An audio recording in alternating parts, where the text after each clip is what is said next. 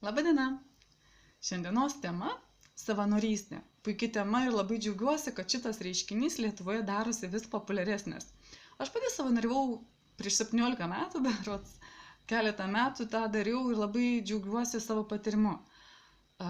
Kodėl kiekvienam iš mūsų tai reikėtų išbandyti? Yra daug priežasčių. Pirmiausia, tai yra puikia galimybė augti ir tobulėti, nes kiekviena savanorystės programa turi įvairių mokymų, kelionių ir šiaip visokių gerų dalykėlių.